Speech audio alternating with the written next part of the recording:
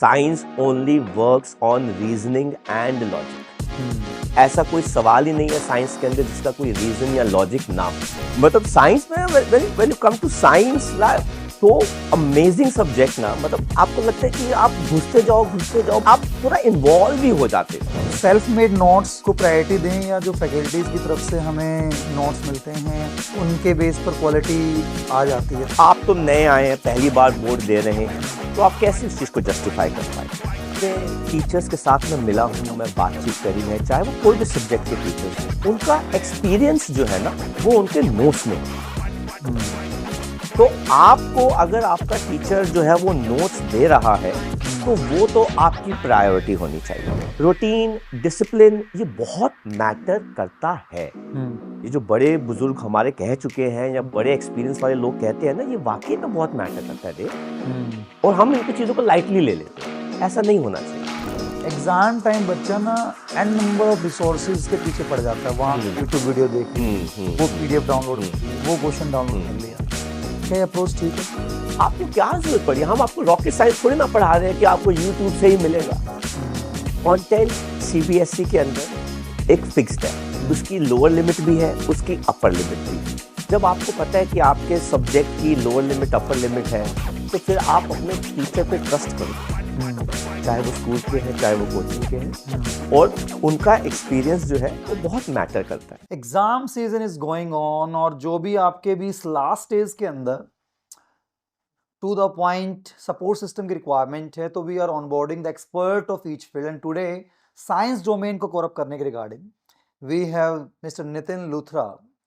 School of science को I think more than 2 decades से run कर रहे हैं एंड आज हम बात करेंगे 9-10th के लेवल पर जो साइंस टॉपिक को डील करने में आपको अपने अप्रोच रखनी है, मार्क्स स्कोर वाइज जो भी इश्यूज आपको डील करने में टेक्निकल मिथ्स ब्लंडर आप करके चलते हैं। देन आफ्टर 12th के ऑप्शंस कौन कौन से हैं, इंडस्ट्री आज के टाइम के अंदर साइंस डोमेन में और क्या क्या बियॉन्ड आईआईटी एंड नीट बात करती है। सो प्लीज इस पॉडकास्ट को एंड तक जरूर देखना और जो भी आपके फीडबैक्स हैं कमेंट करके बताना कि हम इस सीरीज में आगे उनको कवर अप कर पाए। हेलो सर, नमस्कार, podcast. Thank you so much Dev. Thank you for your valuable time.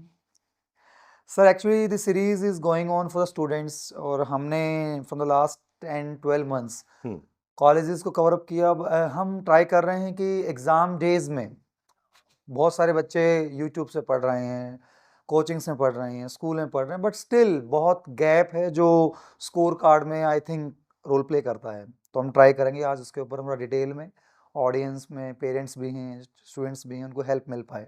सो एक स्टार्ट करने से पहले एक बार आप अपना एक बार इंट्रो कि आपने अपने स्कूल ऑफ साइंस को कैसे स्टार्ट किया और उसमें क्या क्या आप प्रोवाइड करते हैं। मुझे एजुकेशन इंडस्ट्री में 26 ईयर्स हो गए हैं। ओके। और मैं आज भी अपने आप को साइंस स्टूडेंट ही कहता हूँ। मैं साइंस टीचर नहीं कहता, क्योंकि मैं आज भी सीख ही रहा हूँ। तो ये कोई उम्र नहीं होती, सीखने की कोई उम्र नहीं होती है। बहुत कुछ मैंने अपने बच्चों से सीखा, और मैंने बुक से अभी तक फिलहाल कम सीखा, बट बच्चों से मैंने बहुत कुछ सीखा। तो बस वही एक एक्सपीरियंस है जो आज हम इस पॉडकास्ट के माध्यम से आपके साथ शेयर करेंगे, और होप करता हूँ कि बच्चों को पसंद आए। अब जर्नी बस थोड़ा सा यही शुरू होगी कि मतलब 26 साल बिता दिए तो ऐसा लगता है कि भाई I was born and brought up in education industry only. तो I have been associated with other companies also as head of department and, but ये है कि अपना जो वर्क प्रोफाइल है वो ज़्यादा मुझे इम्पोर्टेंट लगता था। तो मैंने कहा कि चलो भाई, you should work for yourself rather than for working for other companies. Follow your passion. जी जी जी बिल्कुल। सो अपना सेटअप साउथ दिल्ली के अंदर है। हाँ जी, मेरा अपना सेंटर मालवीय नगर में है, and then there is 2 centers with partnership in Saket and Green Park. Okay. So आज कौन कौन से टॉपिक आपको लगता है कि साइंस के स्टूडेंट को इस एग्जाम सीजन के अंदर पहुंचने चाहिए, किन टॉपिक पे हम बातचीत कर सकते हैं। हम तो टीचर हैं, हमसे जितना मर्जी बुलवा लो। तो मतलब साइंस में when you come to science, मतलब इट्स सो अमेजिंग सब्जेक्ट ना, मतलब आपको लगता है कि आप घुसते जाओ, मतलब आप पूरा इन्वॉल्व ही हो जाते हो। तो धीरे धीरे करके हम छोटी क्लासेस के बच्चों से लेके हम बड़ी क्लासेस के बच्चों तक के बारे में जो है वो बात करते हैं, तो वो ज्यादा जरूरी है।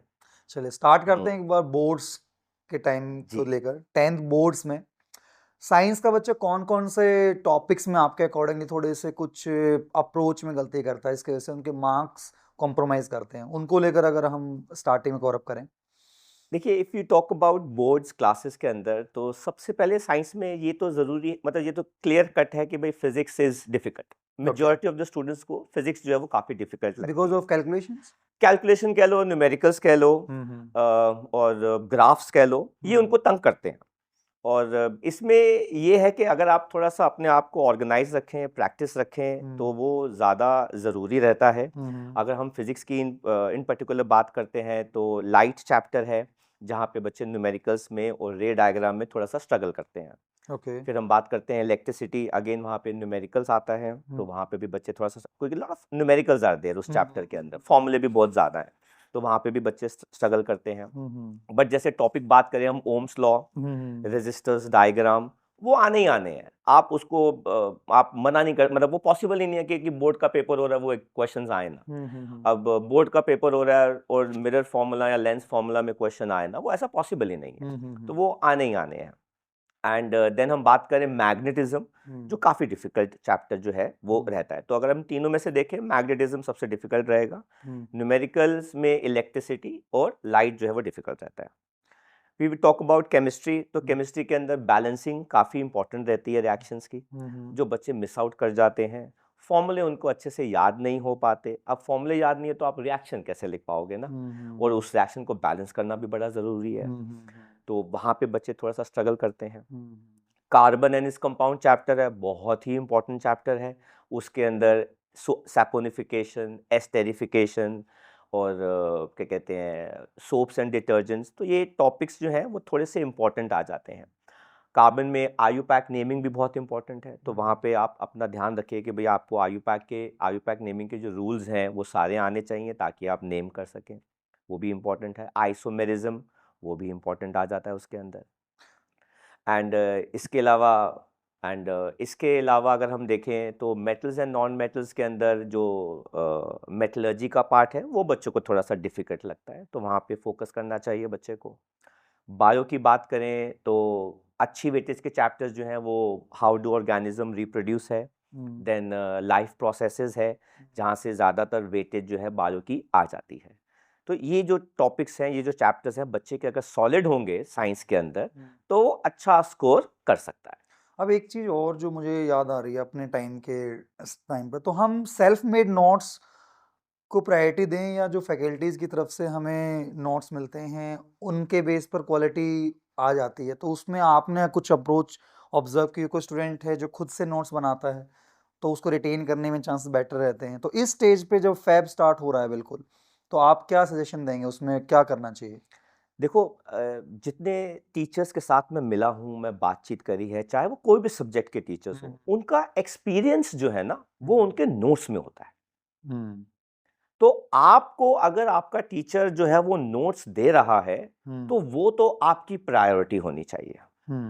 हाँ, आप उसमें से आप पहले लर्निंग कीजिए, और फिर आप उसमें से रिवीजन नोट्स बना लीजिए। अगर आप बच्चा एक उसकी आदत है नोट्स बनाने की, तो आप पहले उन नोट्स को लर्न कीजिए, उसके बाद उसके एक रिवीजन नोट्स बनाना चाहते हैं आप बना लीजिए, क्योंकि टीचर का एक्सपीरियंस जो है वो आपको उसके नोट्स में, उसके कंटेंट में, डिलीवरी में आपको आराम से पता चल जाएगा, और वहाँ पे आप वो बना सकते हैं। और अपने टीचर के साथ बिल्कुल कनेक्शन में रहिए with respect to subject teacher. आपके जो भी साइंस के टीचर हैं या जो भी मैथ्स के टीचर हैं, आप उनके साथ टच में रहिए। वो जो कह रहे हैं आप उनको फॉलो कीजिए। आपके स्कूल के टीचर्स हैं, जो भी हैं, आप उनको फॉलो कीजिए, क्योंकि उनके पास एक्सपीरियंस है। आप तो नए आए हैं, पहली बार बोर्ड दे रहे हैं, तो आप कैसे उस चीज़ को जस्टिफाई कर पाएंगे? अब स्टूडेंट को हम मेनली दो पार्ट्स में डिवाइड कर सकते हैं, वन इन द जो टॉपर्स हैं बैच के, एक जो एवरेज और थोड़ा सा बिलो एवरेज कैटेगरी के अंदर है। तो अब इस स्टेज पे एक सब्जेक्ट को कितना टाइम आप एक बार सजेशन देते हैं कि एटलीस्ट सेल्फ स्टडी में you have to allot so 2 hours 1 hour, कितने में सिलेबस कंट्रोल में for the average student? Topper की बात हम बाद में करते हैं, एवरेज को कितना टाइम एटलीस्ट अब देना चाहिए आपके अकॉर्डिंग? देखो, जितना मर्जी टाइम दो, कोई फर्क नहीं पड़ता। आपको आपको अपनी एफिशिएंसी जो है ब्रेक करनी है। ओके। आज आप अगर 60% कैपेबिलिटी के साथ पढ़ाई कर रहे हैं तो next time it should be 70%। जितना आप अपना एफिशिएंसी का बैरियर इंक्रीज करेंगे उतना आपको आपका पोटेंशियल पता चलेगा, ओके। क्योंकि आप अपने पोटेंशियल को खुद ही नहीं जानते। अगर मैंने बोल दिया कि 2 घंटे पढ़ना है तो वो बच्चा जो है वो 3 घंटे पढ़ने की कैपेबिलिटी रखता है। वो कहेगा कि नहीं नहीं सर ने 2 घंटे कहा है तो मैं 2 घंटे पढ़ूंगा, अब 2 घंटे के बाद मुझे 15 मिनट की ब्रेक लेनी है। क्या पता वो 2 घंटे के बाद तो फॉर्म में आ गया, अब वो जो पढ़ना शुरू करेगा तो उसकी एफिशिएंसी जो है वो ज्यादा बेटर निकल के आएगी। और बोर्ड एग्जामिनेशन जो बच्चे देते हैं उनके लिए जनवरी फेब का महीना या दिसंबर आप मान के चलिए 15 से लेके जनवरी एंड तक का महीना जो होता है ये सबसे एफिशिएंट महीना होता है पढ़ाई करने का, सबसे एफिशिएंट, क्योंकि वो मेंटली अब स्टेबल है, उसको पता है कि अब मेरे पेपर आने वाले हैं, मुझे पढ़ना है। तो आप जितना ज्यादा अच्छा सा ग्रैप्स कर सकते हैं आप कीजिए। When you feel like break लेनी है 10-15 मिनट की, आधे घंटे की, 1 घंटे की लीजिए, not a problem, not a problem. But आपको कोई जरूरत नहीं है कि अगर मैंने बोल दिया या बोल दिया कि किसी ने बोल दिया काउंसलर ने कि 2 घंटे के बाद आप ब्रेक लीजिए, मेंटल लेवल ये हो जाता है वो हो जाता है। हमने ऐसा नहीं देखा, बच्चे बैठते हैं पढ़ते रहते हैं, 3 घंटे बीत के 4 घंटे पता ही नहीं चला, जब फील लगा थोड़ा टायर्ड हो गए तो you should work with your efficiency. And एक और अप्रोच बच्चा पूछता है कि मैं फुल सिलेबस टेस्ट वाले पे वॉल्यूम ज़्यादा लगाऊं या चैप्टर वाइज टाइम ज़्यादा लगाया जाए ड्यूरिंग दिस लास्ट टाइम। देखो चैप्टर वाइज अगर आपने टेस्ट देना है तो वो तो साल में चलना चाहिए था आपका।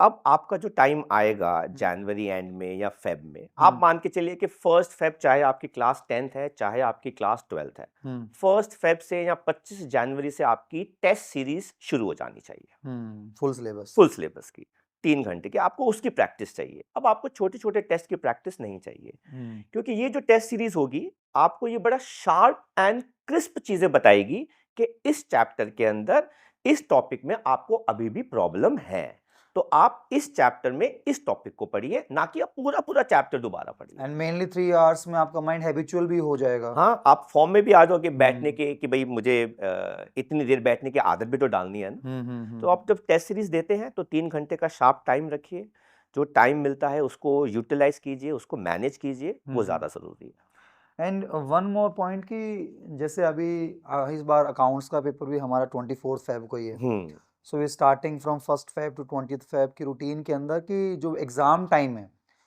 10-15 पे ही हम उनकी टेस्ट सीरीज स्टार्ट करवा रहे हैं, माइंड क्लॉक उसमें हेल्प करेगा। जी। उसमें आपके अकॉर्डिंगली क्या ये प्रैक्टिस हेल्प करती है बच्चों को?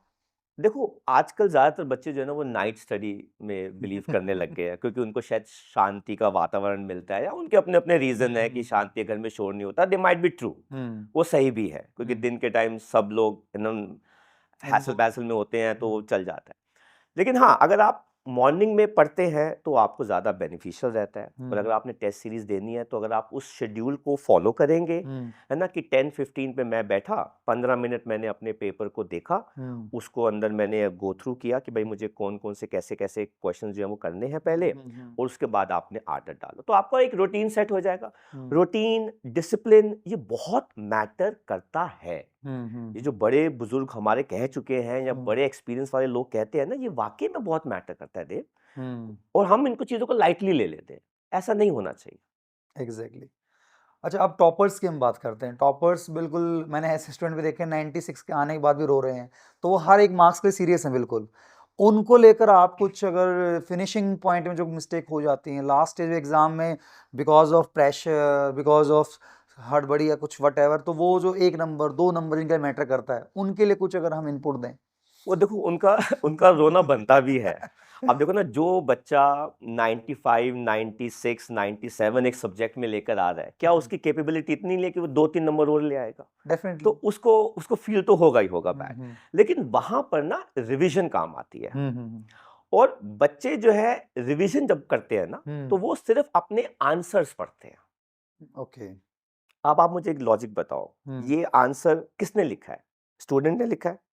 अगर वही स्टूडेंट अपने आंसर को दोबारा पढ़ेगा तो उसमें से क्या गलती निकाल सकता है?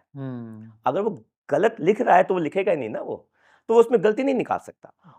कोई रिवीजन करने के लिए उसको पहले क्वेश्चन पढ़ना चाहिए, और उस क्वेश्चन को पढ़ने के बाद अपना आंसर जो है वो रीड करना चाहिए कि क्या मेरा आंसर उस पूरे क्वेश्चन को सेटिस्फाई करता है कि नहीं करता। एंड अगर मान लो मान लो कि आपके पास एंड अगर मान लो कि आपके पास एक ऐसा क्वेश्चन अड़ गया जिसके अंदर वाकई में आपको थोड़ी सी प्रॉब्लम आ रही है, आइडेंटिफाई करो वो किस चैप्टर को बिलोंग करता है। ओके। आइडेंटिफाई करो उस चैप्टर में से कौन सा टॉपिक हो सकता है या कौन कौन से टॉपिक इंपॉर्टेंट है, और जो भी आपको उस टॉपिक के बारे में पता है सब लिख दो। सिंपल सी बात है। छोड़ना किसी भी क्वेश्चन को वो बेवकूफी है, क्योंकि बेनिफिट ऑफ डाउट स्टूडेंट को मिलता है, टीचर उसके मार्क्स नहीं काट सकता। अगर टीचर को उसमें से कुछ रेलेवेंट आंसर मिल गया तो वो शायद आपको खुशी से कुछ नंबर तो दे देगा, या उस नंबर को दे देगा, क्योंकि वो भी चेक कर रहा है ना कि बच्चे ने 98 ले लिए, 2 नंबर ही तो रह गए, या 99 ले लिए, 1 नंबर ही तो रह गया, तो वो वहां पर उस बेनिफिट को यूज कर सकता है। अब जो हम अभी स्क्रिप्ट बना रहे थे, देखते हैं कि हम एग्जाम डेज वाले पॉइंट को लेकर हम बात कर रहे हैं। एक है एग्जाम नाइट, कल सुबह एग्जाम है, मैंने सैम्पल पेपर लगा लिए हैं, सब कुछ कर लिया है, लेकिन प्रेशर तो कितना ही कर लो, हमारी एज में आके भी होता है, हमारी परफॉर्मेंस कहीं होती है। सो उसको हैंडल करने में कोई आपकी ट्रिक जो बच्चों काम आए? देखो, अगर आपकी प्रिपरेशन अच्छी है तो वो एक्साइटमेंट होती है कि कैसा पेपर आएगा, कितना मैं लिख पाऊंगा उसका, दैट इज एक्साइटमेंट। और जब आप एक्साइटेड होते हो तो कभी कभार आपको नींद भी नहीं आती। हाँ, मेरा वो अगला क्वेश्चन यही था कि बच्चों रात को सोना स्किप करते हैं। हाँ ना, आपको देखो नींद तो जरूरी है। आपको अगर अपना माइंड हेल्दी रखना है तो you need to have a good sleep. अब आप गुड स्लीप को जस्टिफाई करो, 4 घंटे की है, 6 घंटे की है, 8 घंटे की है, वो आपकी कॉल है, that is not a problem. But आपको 24 आवर्स में कुछ ना कुछ स्लीप जो है वो चाहिए ही चाहिए। तो आप अगर ले सकते हैं तो लीजिए, जरूरी है, बट प्लीज कोई स्लीपिंग पिल मत ले लीजिएगा कि पता लगे एग्जाम हॉल में। हाँ, क्योंकि वो नींद आनी शुरू हो जाती है या स्ट्रेस बस्टर होता है ना ना ना, ऐसी कोई भी पिल अगर कोई भी मतलब कोई रेकमेंड कर रहा है या कोई बोल रहा है, कभी मत जाइएगा, कभी मत जाइएगा। यू नेवर नो कि उसका क्या साइड इफेक्ट आपकी बॉडी पे आ जाए, क्योंकि लोग बड़ा कुछ कर रहे हैं आजकल, बहुत कुछ कर रहे हैं आजकल। एक और चीज मैं जानना चाहता हूँ, मे बी कंट्रोवर्सी में कुछ लोग कमेंट मत डाल दें कि एग्जाम टाइम बच्चा ना एन नंबर ऑफ रिसोर्सेज के पीछे पड़ जाता है, वहां से यूट्यूब वीडियो देख ली, वो पीडीएफ डाउनलोड कर ली, वो क्वेश्चन डाउनलोड कर लिया। क्या ये अप्रोच ठीक है?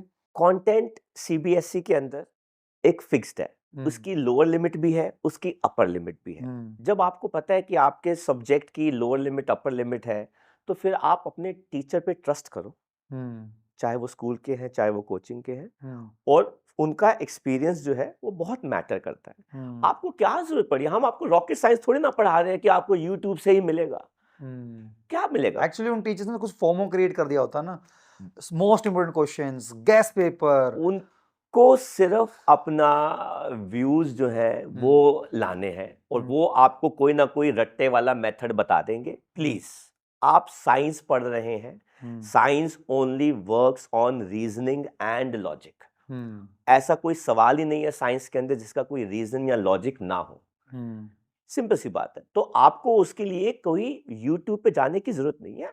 आप यूट्यूब पे या कोई भी टीचर्स हैं, बहुत सारे अच्छे अच्छे टीचर्स हैं जो यूट्यूब पे आते हैं, काम करते हैं, लेकिन आप उसको यूट्यूब को या मीडिया को आप तब यूज कीजिए जब आपको लगता है कि रात को आप देख सकते हैं, आप उसको उस टाइम में कीजिए। डे टाइम में आपका टीचर है, आप उनके साथ बैठिए ना, आप अपने बुक्स उठाइए, अपने सामान उठाइए, अपने टीचर के पास चले जाइए कि सर मैं यहाँ पे बैठ के प्रैक्टिस कर रहा हूँ, जो मेरा डाउट आएगा आप उसको सॉल्व कर दीजिए, दैट्स इट।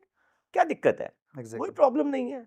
आपको यूट्यूब ये सब चीजें तब यूज होती है जब आपको रात को कोई बड़ा इमरजेंसी में कोई क्वेश्चन आ गया, आपके टीचर अवेलेबल नहीं है, आपको कॉल नहीं करना चाहते, या उसमें आ गया। अदरवाइज आपको यूट्यूब पे बैठ के देखने की जरूरत नहीं है। और उसमें फिर बच्चे को एक जो मैंने नॉर्मल ऑब्जर्व किया है, वो देखने जाते हैं एक वीडियो, फिर दूसरा नोटिफिकेशन मिल गया तो वहां पहुंच गया। अगर वो कैलकुलेट करेगा कि मैंने 3 घंटे लगा के एक 10 मिनट का टॉपिक ही किया है, एफिशिएंसी वाइज भी एक बड़ा चैलेंजिंग टास्क बनता है। वेरी ट्रू, वेरी ट्रू, क्योंकि वो पॉपअप आते रहेंगे, वो आपको डिस्ट्रैक्ट करता रहेगा, वो आप लगेगा इसने, क्योंकि देखो ना, आप YouTube पे आपके जो थंबनेल्स होते हैं वो भी कभी कभार इतने अट्रैक्टिव हो जाते हैं कि वो बनाते इसलिए, हाँ बनाते इसलिए कि बच्चा हमारा वीडियो देखे। और बाद में जब आप 1 आधा घंटा देख लो, वो कहेगा यार ये तो वही निकला जो मेरे सर कह रहे थे। और टॉपिक हो तो 15 मिनट 10 मिनट हाँ हाँ हाँ, बस ये होता है, क्योंकि उनको वो उसमें वो खींच जाएंगे वो। तो आपको इस टाइम पर एफिशिएंट पढ़ाई करनी है, जिसमें आपका टीचर ही आपको सपोर्ट जो है वो कर सकता है। ओके, इस ड्यूरिंग एग्जाम डेज पेरेंट्स के रिगार्डिंग कोई आपका मैसेज? प्लीज अपने बच्चों पे इतना ज़्यादा एग्ज़ाम टाइम में प्रेशर मत डालिए, रीज़न बीइंग क्योंकि हो सकता है कि वो थोड़ा सा ब्रेक डाउन हो जाए, वो थोड़ा सा उसका दिमाग ख़राब हो जाए। अगर बच्चे का दिमाग ख़राब हो जाएगा तो फिर उसका पढ़ाई में दोबारा आना उस लेवल पर, उस एफिशिएंसी में, वो जो है वो टाइम ले जाएगा। तो I think keep them cool, उनको जो खाना आप दीजिए, कोई ऐसी बात ऑब्वियसली बात है। देखो अगर मैं डॉक्टर होता मैं कहता कि आप उनको बैलेंस डाइट दीजिए, ये दीजिए, वो दीजिए। If he is happy eating chips, it's okay. If he is happy eating a burger, it's okay. If is happy eating, at least मेरा बच्चा खुशी से पढ़ तो रहा है, यही तो मुझे चाहिए। और 1-2 महीने में अगर 2-3 किलो उसका वेट बढ़ भी जाएगा, बाद मैनेज तो हो जाएगा। क्या बाद में मैनेज हो जाएगा, क्या फर्क पड़ता है। तो हैप्पी माइंड, हेल्दी माइंड, अच्छा इन्वायरमेंट घर के अंदर रखना बहुत जरूरी है, पेरेंट के लिए भी बहुत जरूरी है। देखो ओवर प्रेशर डालने की रिक्वायरमेंट नहीं है, हाँ, हेल्दी रह सकते हैं तो वेल एंड गुड, बिल्कुल। अदरवाइज हाँ, पैनिक नहीं होना। पैनिक नहीं होना। देखो पेरेंट्स को इतना याद रखना चाहिए कि आप बच्चे के लेवल पे स्कूप डाउन कर सकते हो, पर बच्चा आपके लेवल पे स्कूप अप नहीं कर सकता। ये चीज हमेशा याद रखनी चाहिए। डिफरेंस यही चीज होती है कि आप बच्चे की देखो ना कि वो भी तो एक प्रेशर से डील कर रहा है, चाहे वो कोई भी एग्जामिनेशन, उसके फर्स्ट टाइम बोर्ड है, फर्स्ट टाइम बोर्ड है। और हमारी सोसाइटी ने बना भी तो रखा है, भैया बोर्ड है, भैया बोर्ड है। सब्जी वाले के पास जब वो भी कहते हैं कि बोर्ड है, बोर्ड है। भैया आपको तो बोर्ड चल रहा होगा अभी तो मतलब बना रखा है। ठीक है, मतलब डर भी होता है, एक्साइटमेंट भी होती है, मतलब सही है। ओके, अब हम पहुंचते हैं एग्जाम डे। अर्ली मॉर्निंग उठ चुका है बच्चा, हाँ। उस टाइम पे कुछ ऐसी प्रैक्टिस की उसको कुछ रिकैप करना रिक्वायरमेंट है, या फिर छोड़ो अब जो हो चुका है, उस टाइम पे आप क्या सजेशन देंगे? देखो अगर आप सुबह जल्दी उठ गए हो, आपके पास स्पेयर टाइम है, 1 आवर, हाफ एन आवर वगैरह है, तो आपने जो अपने हैंड रिटन नोट्स बना रखे हैं, रिवाइज नोट्स बना रखे हैं, आप उनको एक बार गो थ्रू कर लो उस सब्जेक्ट के। जितना भी कर सकते हो आप कर लो, कोई ऐसी बात नहीं है।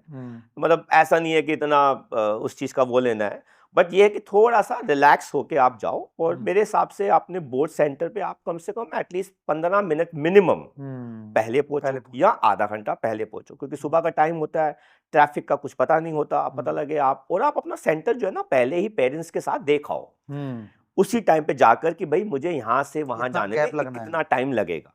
तो जब आप उस टाइम पे जाओगे तो आपको पता चल जाएगा कि भाई मैं 15 मिनट या 20 मिनट का बफर जो है अपने साथ लेके चलूं। आप 15 मिनट चलते हैं, वहां जाते हैं, वहां पे आप दूर, बेशक कार दूर खड़ी कर दो, और वहीं पे अपना गाड़ी में बैठ के अपना रिवाइज करते रहो, पढ़ते रहो। जब हॉल खुले आप एंटर कर जाओ। इसमें एक और अप्रोच मैंने देखी, नॉर्मली मैं जो सजेस्ट करता हूँ, एग्जाम हॉल के बाहर जितना चिल हो सकते हो, फ्रेंड से बातचीत, वेरी ट्रू, वो माइंड को रिलैक्स करता है, बिल्कुल। उस टाइम कुछ बच्चे बिल्कुल नोट्स ले घुस रहे होते हैं। क्या पढ़ लोगे? आप माइंड को कूल डाउन करोगे तो एग्जाम में परफॉर्म बेटर कर पाओगे। हाँ। फ्रेंड से मस्ती करो, मजाक करो। लास्ट टाइम आप स्कूल की उस एग्जाम 12 महीने लगा दिए आपने, हो चुका है आई थिंक। देखो आपने इतना टाइम स्पेंड किया है, तो आपके पास उस सब्जेक्ट की बहुत सारी मेमोरीज परमानेंटली स्टोर है। तो थोड़ा सा रिलैक्स करो, एक लंबी गहरी सांस लो पेपर शुरू करने से पहले। उस सांस को रोको फॉर 15 सेकेंड्स, 20 सेकेंड्स, जितना भी आप रोक सकते हो, एंड देन उस सांस को रिलीज करो। रीजन बीइंग उससे आपकी बॉडी को ऑक्सीजन ज्यादा मिलती है। ये रीजन होता है कि क्यों कहते हैं कि भाई आपको एक बार डीप ब्रेथ लेनी चाहिए before you start the paper या before you start something to do, because you get more oxygen into it. तो जितना ऑक्सीजन आपको मिलेगा आपके माइंड को, आप उतना अच्छे से काम कर पाओगे। और अगर आपको एग्जामिनेशन हॉल में भी एक लंबी सांस लेनी हो बैठते हुए after 1 hour, 1.5 hour, you should do it, it is good. अच्छा, अभी थोड़ा सा पीछे भी आए तो अगर इन 20-30 डेज वर्कआउट या कोई मेडिटेशन या ऐसा जो ब्रीदिंग एक्सरसाइज को लेकर भी आप कुछ सजेस्ट करेंगे, they have to start this working, फर्क पड़ेगा?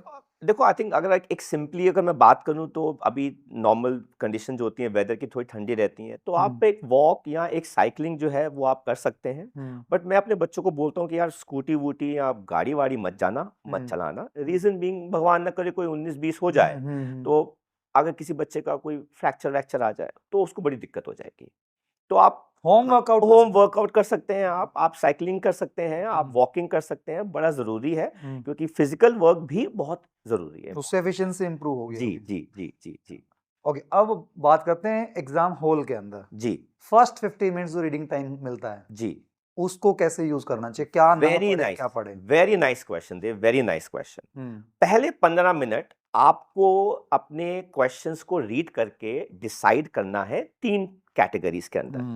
पहली, जो मुझे अच्छे से आता है। दूसरी, आपको उस क्वेश्चन के आगे डॉट लगा देनी है। अब लोग बोलते हैं कि आपको पेपर पे नहीं लिखना वगैरह, हाँ आप लिख नहीं सकते बट आप मार्किंग टिक वगैरह कर सकते हैं।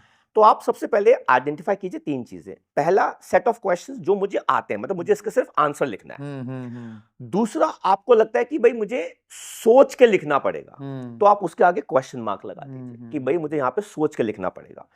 और तीसरा, आप कर दीजिए कि भाई भगवान ना करे ऐसा कोई क्वेश्चन हो कि जो मुझे नहीं आता, आप उसको क्या कर दीजिए, सर्कल लगा दीजिए। आपके 3 सेट ऑफ क्वेश्चन जो है आपके तैयार हो गए।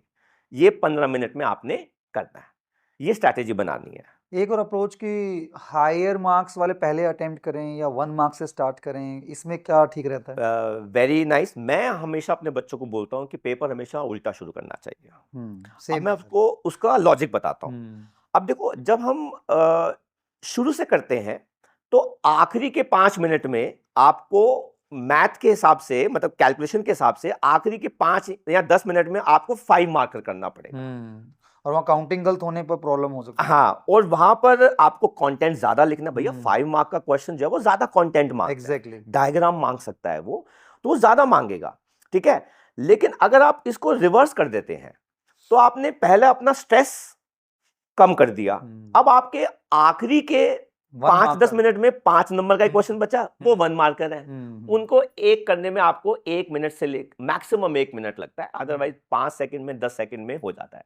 तो मैं तो टोटली रेकमेंड करता हूं आपको पेपर रिवर्स ऑर्डर से शुरू करना चाहिए। पहले आपको 5 मार्कर्स करने चाहिए हमारे उसके हिसाब से, साइंस के हिसाब से। देन केस स्टडी 4 मार्कर हो गया, then 3 marker, 2 marker and 1 marker पे। क्योंकि 5 नंबर का ही क्वेश्चन अगर आप उल्टा करोगे तो उसको 10-15 मिनट चाहिए, लेकिन 5 नंबर का ही क्वेश्चन अगर 5 एमसीक्यू बचेंगे वो 2 मिनट में हो जाएंगे, 3 मिनट में हो जाएंगे। तो आप अपना स्ट्रेस को जो है थोड़ा सा रिलीव कर सकते हो। अच्छा, एक नॉर्मल स्टूडेंट को कितने टाइम में अपना पेपर अटेम्प्ट कर लेना चाहिए कि रिकैप का टाइम मिल जाए? अगर मेरे बच्चे को मैं जब टेस्ट सीरीज करवाता हूँ तो उनको मैं ये करवा देता हूँ कि उनका पेपर जो है वो 2 आवर्स 30 मिनट्स में खत्म हो जाए। 30 मिनट्स बच गए हैं उसके पास। बच गए हैं उसके पास। और इसमें से भी मैं कहता हूँ कि अगर आपके 2 आवर्स 40 मिनट्स लग गए या 45 मिनट्स लग गए तो भी कोई दिक्कत नहीं है, पर आपको 15 मिनट रिवीजन के लिए निकालने ही निकालने हैं। आप लास्ट बच्चे होने चाहिए उस एग्जामिनेशन हॉल से बाहर निकलने वाले। यू शुड जल्दी आकर क्या ही कर लो, करना क्या है, करना क्या है। और पेपर दूं क्यों मैं टीचर को? इस पेपर के लिए मैंने 1 साल टीचर से डांट खाई, मम्मी पापा से डांट खाई, सबसे डांट खाई, ये मेरी मेहनत है। तो मैं इसको जल्दी दे के क्या करूंगा मैं? Exactly. I should be the last person to leave the hall, या टू लीव द रूम। जब तक सारे बच्चे दे नहीं रहे, कुछ ना कुछ तो मैं कर दूंगा। डेफिनेटली। अब जब एग्जाम हॉल से बाहर आते हैं तो कुछ का कुछ मिस हो गया, कुछ रह गया, तो ये डिस्कशन लेवल करनी चाहिए या स्किप करनी चाहिए? देखो, पेपर हो गया तो हो गया। मैं तो इतना कहता हूँ कि नॉर्मली होता क्या है कि हमारे जब बड़े जो बच्चे होते हैं 12th वगैरह के, उसमें क्या होता है, यूजुअली फिजिक्स का पेपर पहले हो जाता है, केमिस्ट्री का जो है वो बाद में होता है। अब बच्चे जो होते हैं वो बाहर आते हैं, वो कहते हैं कि अरे सर मेरे 3 नंबर जो है ना वो उसमें रह गए, मेरे फिजिक्स में रह गए, मेरे से रह गए। मैं कहा टेंशन मत करो, जितने नंबर रह गए हैं वो केमिस्ट्री में मैं दिलवा दूंगा। क्योंकि अगला सब्जेक्ट भी तो है। हाँ, उसका फिर प्रेशर नेक्स्ट पे दिखता है। हाँ, आपकी परसेंटेज काउंट होगी ना, आपकी परसेंटेज काउंट होगी। तो आपको थोड़ा सा कंपेंसेशन के लिए थोड़ी सी अगले सब्जेक्ट में ज्यादा मेहनत कर लो, कि अगर आप उसमें टारगेट अच्छा कर रहे हो तो जो भी आपका 2 नंबर का 3 नंबर का रह गया या लॉस हो गया, आप वो अगले पेपर में पूरा कर। ओके, अब अगर हम 12th वाले पे केमिस्ट्री में बात करते हैं तो उसमें इस स्टेज में एग्जाम डेज में कौन कौन से प्रैक्टिस हैं जो उनको थोड़ा स्कोर करने में बेटर कर सकती है? सब चैप्टर वाइज अगर हम कुछ हाईलाइट करें। चैप्टर वाइज तो भाई सबसे पहले तो मैं बोलूँगा कि आप एल्डिहाइड कीटोन्स कार्बोक्सिलिक एसिड बहुत अच्छे वेटेज का चैप्टर है। देन इसके साथ अगला आ जाता है अल्कोहल, फिनॉल्स एंड ईथर, वो भी काफ़ी अच्छी वेटेज का है। मतलब आप मान के चलो कि 10 चैप्टर हैं केमिस्ट्री में, जिसमें से 5 चैप्टर हमारे ऑर्गेनिक के हैं, हमारे 2 चैप्टर जो हैं वो इनऑर्गेनिक के हैं और बाकी 3 जो है वो फिजिकल केमिस्ट्री के हैं। तो आपको पूरा ऑर्गेनिक जो है अगर आपकी अच्छी होल्ड है तो मतलब आप पास हो सकते हो। ओके। और अगर आपकी इनऑर्गेनिक और फिजिकल में भी अच्छी होल्ड है तो भी आप पास हो सकते हो। लेकिन अगर आपको स्कोरिंग करना है तो आपको बैलेंस बना के चलना पड़ेगा। और लास्ट स्टेज में अभी पूरा सिलेबस एक बार रिकेप कितने ड्यूरेशन में एक बार लास्ट दोबारा दे देना चाहिए? कितने 5 डेज 10 डेज पूरा हो सकता है सिलेबस पूरा कंटेंट? देखो आपको अगर आप एक स्ट्रेच में एक सब्जेक्ट को हैंडल कर सकते हो तो you should divide your days with respect to subject. Okay. कि आज ट्यूसडे है तो आज मैं सिर्फ केमिस्ट्री करूंगा और वेडनेसडे है तो मैं सिर्फ फिजिक्स करूंगा, लाइक दैट। ओके। अगर आप थोड़ा सा चेंज वेंज चाहते हो तो आप 2 घंटे 3 घंटे का स्ट्रेच लेके फिजिक्स कर लो, 2 घंटे आधे घंटे का ब्रेक लेके 2 घंटे 3 घंटे का केमिस्ट्री कर लो, देन आधे घंटे का ब्रेक लेके लाइक दैट आप कर सकते हैं। तो वैसा भी कर सकते हाँ, हैं। ये डाउट बच्चे आता है पे एक हाँ दिन में हम एक सब्जेक्ट लें, 2 लें, हाँ कैसे allocate कर बेसिकली सकते सूट योरसेल्फ। मैं तो Okay. कहता कि suit yourself, don't copy anyone. Don't copy anyone. अब दूसरा जो होता है कि आप अपने दोस्त से फोन पे बातें कर रहे हो। अब मैं हमेशा कहता हूँ कि आप अपना ना टाइमिंग फिक्स कर लो कि भैया मैं शाम को 5 से 6 फोन पे अवेलेबल हूँ।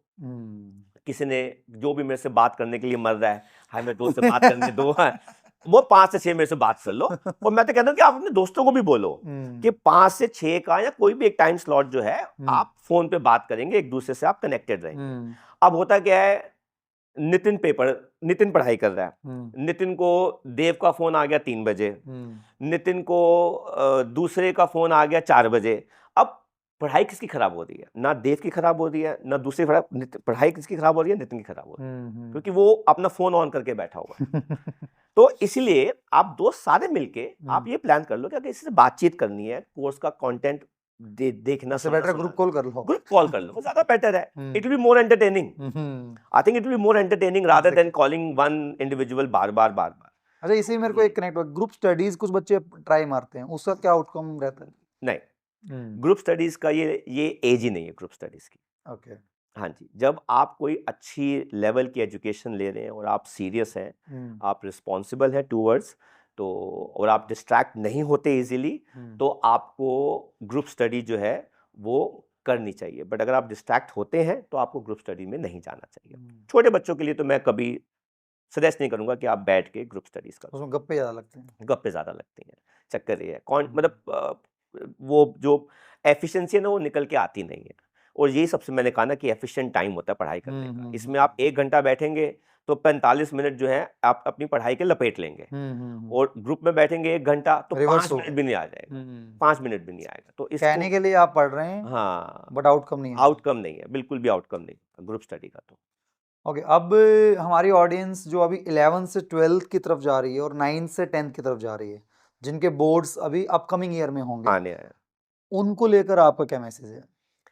देखो, मेरे हिसाब से 2 चीजें आजकल के बच्चों में बहुत इंपॉर्टेंट है। देखो, दिमाग, इंटेलिजेंस देखो गॉड गिफ्ट है, it is but natural, is been proved. तो इसमें आप कोई वो नहीं कर सकते। If I am not intelligent तो इसका मतलब ये थोड़ी कि मैं रोना शुरू कर दूं, पिटना शुरू कर दूं कि भैया मुझे भगवान ने इंटेलिजेंट नहीं बनाया तो मैं क्या करूं। बट यस, मेरे पास इतनी कैपेबिलिटी होनी चाहिए कि I can be a smart student. देखो, जमाना स्मार्टनेस का है। स्मार्टनेस का मतलब ये नहीं होता कि आप गैजेट में स्मार्ट हो, आपकी ब्रेन जो है वो स्मार्ट हो सकती है। स्मार्टनेस इज इनबिल्ट, आप उसको डेवलप कर सकते हो, है ना, लेकिन आप उसको इनहेरिट कर सकते हो, लेकिन इंटेलिजेंस को आप इनहेरिट नहीं कर सकते। तो आप उस चीज के लिए अपना डिसिप्लिन बनाओ, सबसे जरूरी।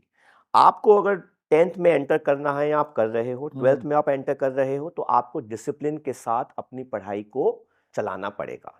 आपको फर्स्ट टर्म तक अपने 2, 3, 4 चैप्टर्स हर सब्जेक्ट के सॉलिड करने पड़ेंगे कि मुझे इनको अब रिवाइज करना है, मुझे इनको लर्न नहीं करना। There is a difference between learning and revision.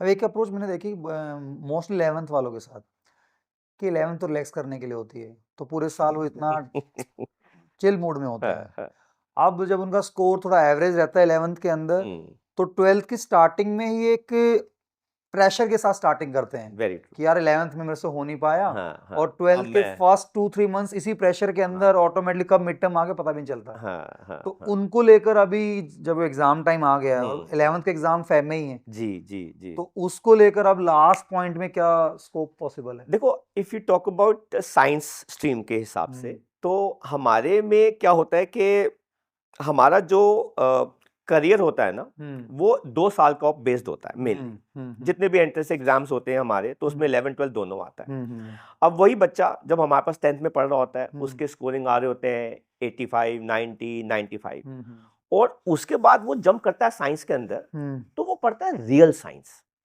अभी तक वो पढ़ता आ रहा था जनरल साइंस, जो ओके, जनरल नॉलेज है, हम्म, जो कॉमर्स का बच्चा भी पढ़ रहा है, जो हम्म, आर्ट्स का बच्चा भी पढ़ रहा है, और जो बाकी बच्चे भी सारे पढ़ रहे हैं। लेकिन जब वो स्टेप इन करता है रियल साइंस के अंदर, हम्म, तो वो ये रियलाइज नहीं करता, क्योंकि देखो उसका पैटर्न पढ़ने का वही 10 साल पुराना ही तो है, हम्म, लेकिन स्ट्रैटेजी वो पुरानी नहीं लगेगी। आपको अपनी स्ट्रैटेजी बदलनी पड़ेगी। गॉट इट, उसके लिए आपको, मैंने कहा ना कि आपको अपने इनिशियल जो फर्स्ट टर्म तक है, उसमें आपको 3-4 चैप्टर सॉलिड करने पड़ते हैं। और 10 से जब आप 11th में जाते हैं साइंस में, परसेंटेज का फॉल आता ही आता है। बड़े इंटेलिजेंट बच्चे होते हैं जो उस लेवल को मेंटेन कर पाते हैं, बहुत मुश्किल। मैं तो खुद कहता हूँ कि आप मुझे 100 में से, या मतलब 100 में से आप मुझे 65 तक दे दो 11th के अंदर, it is a fair percentage, it is not a bad percentage. अगर 65 से ऊपर किसी बच्चे की आ रही है, he is a good student, उसने मेहनत करी है, ऐसा नहीं है। आप मुझे 65 तक दे दो 11th के अंदर, क्योंकि 65% या 70 उससे ऊपर ला रहे हो, तो आपका कॉन्सेप्ट जो है वो क्लियर है 11th। परसेंट कह रहे हैं या आउट ऑफ 80 कह रहे हैं आप? मैंने आउट ऑफ 100, ओके, हाँ, अगर आप मान लो 70 बात करते हैं, 30 मार्क प्रैक्टिकल के छोड़ देते हैं, ओके, तो आप 70 में से आप मुझे 45 या 50 से ऊपर उतना दे दो, fair, it's fair enough, it's good. और वही पेरेंट हमसे कंपेयर कर रहे होते हैं कि सर आपके पास जब 10th में पढ़ रहा था तो उसके 95 आ रहे थे, अब आपने क्या पढ़ा दिया। अरे बच्चा वही है, टीचर वही है, लेकिन आप उस साइंस के कॉन्सेप्ट्स को नहीं देख रहे ना, वो कितने डीप हैं, उनमें कितना ज्यादा ब्रेन इस्तेमाल हो रहा है, जो वो पढ़ाई हासिल कर रहा है वो इतनी आसान नहीं है। तो इस वजह से 15 से 20% का फॉल आता ही आता है, जो टचवुड 11 से 12th में वो वापस रिटर्न हो जाता है, वो हो जाता है। तो पेरेंट्स को थोड़ा सा 11th क्लास को लेके साइंस में, आई डोंट नो मुझे बोलना चाहिए नहीं बोलना चाहिए, बट मैं बोल रहा हूं, साइंस में मार्क्स मैटर नहीं करते। ओके, मार्क्स कभी भी लाइफ में मैटर नहीं करते, बट आपकी अप्रोच जो है टूवर्ड्स आपकी एजुकेशन, आपकी स्टडीज जो है ना, वो ज्यादा मैटर करता है। आप उस चीज के लिए कितना सीरियस है वो ज्यादा, आपको वो चीज कितनी चाहिए वो ज्यादा मैटर करती है। एक और हार्श क्वेश्चन पूछना जी, चाहता हूँ, on the base of 11th किन बच्चों को साइंस छोड़ देनी चाहिए? देखो, अगर आप साइंस ले रहे हैं, आपको फर्स्ट टर्म के बाद ही पता चल जाएगा this is not my cup of T. Okay, अब बट लेकिन बच्चा फंस गया ना, उस लूप से बाहर, वो लूप से बाहर नहीं आ पाता, उसको लूप से बाहर नहीं आना, उसको पता नहीं कैसे आना है लूप से बाहर। अब वो मम्मी पापा को इसलिए नहीं बता सकता, क्योंकि मम्मी पापा ने लाखों रुपया इधर उधर इन्वेस्ट कर दिया हुआ है। आप समझ रहे हैं मेरी बात? तो उसको लगता है कि यार मेरे मम्मी पापा को मैं कैसे बताऊं। ROI कहाँ है उसका? हाँ हाँ हाँ, है ना। और मम्मी पापा को अगर वो बता देगा, तो मम्मी पापा की पहली फ्रस्ट्रेशन है कि भैया तूने फिर एडमिशन क्यों लिया, स्टार्टिंग बताना था। हाँ, इतने सारे पैसे हमारे लगवा दिए। हम्म, तो मैं ये कहता हूं कि अगर आप बच्चे पे इन्वेस्ट मत कीजिए, आप बच्चे में इन्वेस्ट कीजिए। There is a difference between the two things. Okay, तो आप बच्चे में इन्वेस्ट कीजिए। आजकल की हमारी उनको ये लगता है कि भाई सब ये कर रहे हैं तो हमारा बच्चा क्यों नहीं करेगा। मैंने देखा बच्चे को ना एक ट्रॉफी मानना शुरू कर दिया है, we have to achieve that recognition, वो टैग नेम, मैं आजकल के पेरेंट्स को ना, उन्होंने वो कहते हैं दी बच्चे पैदा किए, स्टेटस सिंबल बनाना दी बच्चे पैदा किए, जो उन्होंने बच्चे पैदा किए वो कभी किसी ने बच्चे पैदा ही नहीं किए हुए। तो वो अपने बच्चों को, मतलब कि हम ये भी कर देंगे, हम ये भी कर देंगे, वो अपने एम्बिशन जो है ना, वो बच्चों पे थोप रहे हैं। थोप रहे हैं। अरे अभी वो छोटा सा है यार, उसको यही नहीं पता कि मुझे कितना पढ़ना चाहिए। आप उसकी मेंटल ग्रोथ पे ज्यादा फोकस कीजिए, आप उसको थोड़ा सा मटेरियलिस्टिक चीजों से थोड़ा सा दूर रखिए और उसको एजुकेशन की वैल्यू सिखाइए, वो इंपॉर्टेंट है। आप उसको उसको डराइए मत, उसको एजुकेशन की वैल्यू सिखाइए। आप तू पढ़ेगा नहीं, कमाएगा कैसे, घर कैसे चलाएगा, आप उसको पहले से डरा रहे हैं। आप उसको वही चीज को आप एक अलग तरीके से भी तो कह सकते हैं कि बेटा देखो, पढ़ाई से ये इंसान कहां से कहां पहुंच गया, गॉट इट। इसके पास कुछ नहीं था। और कई जगह में तो पेरेंट खुद ही एग्जाम्पल होते हैं। यार मैं दूर क्यों जाता हूँ, मैं अपना एग्जाम्पल देता हूँ Dev. I belong to a middle class, lower middle class family. मतलब मेरे मम्मी पापा ने, पेरेंट्स ने हमें अच्छे स्कूल में डाल के, उनके पास वो ये कहते थे कि बेटा हमारे पास इतना पैसा नहीं है कि हम कुछ ऐसा कर सके वैसा कर सके, बट ये है कि हम आपको अच्छी एजुकेशन दे देंगे। और वो प्रेशर हमारे पे भी था कि भाई हमें 12th के बाद निकल के पढ़ाई भी करनी है और पॉकेट मनी भी कमानी है। Got it. एंड बस इसी से हमारा शुरू हो गया, पढ़ना पढ़ाना और करियर ही बन गया उसका। तो आप अपने बच्चे को बताइए कि आप एजुकेशन से कहां से शुरू होकर कहां तक पहुंच सकते हैं। और एजुकेशन का जो बेसिक पर्पस होता है वो ये होता है कि कल को भगवान ना करे आपकी लाइफ स्पैन के अंदर कोई आपके ऊपर दिक्कत परेशानी आती है। कोई भी देखो, life is based on ups and downs, वो आती है, तो आप उस लेवल को क्रॉस करने में आप हेजिटेट नहीं करेंगे। आपको एजुकेशन वो वैल्यू देती है। आप कई कई लोग आते हैं, कई इसकी क्या, हमने क्या करना है, मतलब मैं बोलना नहीं चाहता अब कि भाई इसका हम कहाँ अप्लाई करते हैं, उसको हम कहाँ अप्लाई करते हैं। आप बात अप्लाई करने की नहीं है ना, आपने ऐसी देख ली बिल्डिंगें बन गई, ऐसी बन गई बिल्डिंगें, ऐसी चीजें जो बन जाती हैं, कोई ना कोई पीछे उसके कहीं ना कहीं कोई पढ़ा लिखा इंसान है जो बैठा हुआ है, जो अनसंग हीरोज जिनको मैं कहता हूँ, डेफिनेटली, जिनकी वजह से आज हम इतना सब अच्छी सेफ बिल्डिंग्स में रह सकते हैं। तो वो वहां पे चीजें जो है तो वहां पे चीजें जो है ये आती हैं। तो अभी एक और मेन, आई थिंक इस नेक्स्ट 2 मंथ्स के अंदर प्रॉब्लम आती है, प्रॉब्लम इन द सेंस कि जिसको लेकर आई थिंक क्लियरिटी होनी चाहिए और उसमें आप बहुत इनपुट दे सकते हैं। स्ट्रीम सिलेक्शन, जैसे ही 10th से बाहर निकलेगा बच्चा, तो अब ट्रेडिशनल जो रूट रहता था कि हायर मार्क्स हैं तो साइंस, एवरेज है तो कॉमर्स, कम है तो आर्ट्स, वो आई थिंक कुछ सालों से चेंज होना स्टार्ट हो रहा है। सो आपके अकॉर्डिंगली किस टाइप के कैंडिडेट को साइंस लेनी चाहिए, किसको नहीं लेनी चाहिए, तो आप एज ए मेंटोर वो क्या सजेशन देंगे? देखिए, आप एजुकेशन में को कितनी वैल्यू देते हैं वो बहुत मैटर करता है। अगर आपको पता है कि आपके फादर का बिजनेस वगैरह है या सब कुछ है और आपने वही उसी को रन करना, कैरी ऑन करना है, तो आई थिंक आपको एजुकेशन उस हिसाब से लानी चाहिए। लेकिन अगर आप लेकिन अगर आप चाहते हैं कि भाई मैं थोड़ा सा सेल्फ स्टैंड होना चाहता हूँ या कुछ ऐसा करना चाहता हूँ, तो आप उस हिसाब से स्ट्रीम जो है वो चूज कीजिए। अब आप 10th के छोटे से बच्चे को पूछ देंगे कि आपको स्ट्रीम सिलेक्शन जो है वो करना है, अपने मन की सुनो, उसको पता ही नहीं। हाँ, बेचारे को पता ही नहीं है। वो फिर इधर उधर जाके कोई टेस्ट करवा रहे हैं, कोई ये वाले टेस्ट करवा रहे हैं, बड़ी बड़ी आगे हम आपकी ब्रेन मैपिंग कर देंगे, हम ये कर देंगे, वो कर देंगे। To some extent they are good, मैं ये नहीं कह रहा कि they are not good, but to some extent they are good, कि आपको पता चल जाता है। बट अगर आप मेहनत कर सकते हैं, देखो साइंस स्ट्रीम के अंदर क्या होता है कि आपको रिजल्ट आपको 2 साल 3 महीने में पता चल जाएगा। सिंपल सी बात है, क्योंकि आप 2 साल 11th 12th करेंगे और उसके बाद आपको 3 महीने के अंदर आपके सारे एंट्रेंस एग्जाम्स जो हैं वो देने हैं, तो आपको पता चल जाएगा कि भाई मेरा किस कॉलेज में एंट्रेंस हो गया।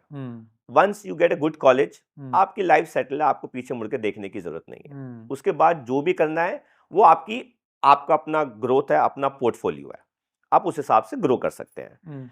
लेकिन अगर आप थोड़ा सा लंबे समय तक पढ़ सकते हैं, थोड़ा थोड़ा पढ़ सकते हैं, ज्यादा नहीं पढ़ सकते, तो डेफिनेटली आप उसके अंदर अपनी दूसरी स्ट्रीम्स जो है वो आप चूज कर सकते हैं। तो मेजॉरिटी ऑफ द स्टूडेंट जो साइंस लेते हैं उनको सिर्फ यही होता है कि साइंस लेने के बाद हम आगे कुछ भी बदल सकते हैं।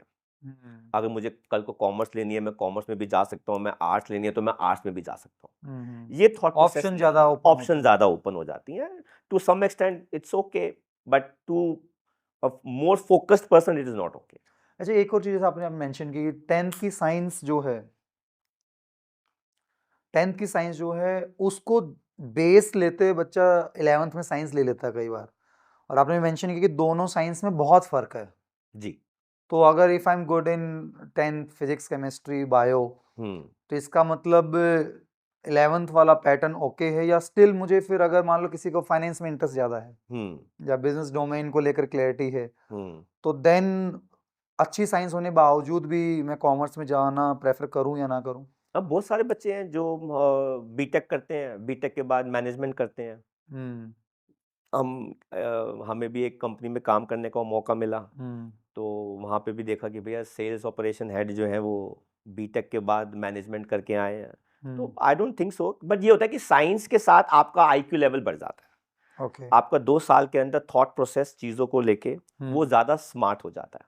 ओके हाँ, तो ये उसका बेनिफिट होता है। तो अगर आप उस चीज़ में आते हैं, करते हैं, तो आप मतलब थोड़ा-सा आपके अंदर चेंजेस जो है towards the thought process, the way to tackle things, वो थोड़ा-सा बदल जाता है। ठीक। ये होता है साइंस के अंदर। अच्छा, और दूसरा एक, जब 11th स्टार्टिंग करनी है तो we have to wait for the boards result of 10th या ना, ना, ना, ना, स्टार्टिंग से? बिल्कुल भी नहीं।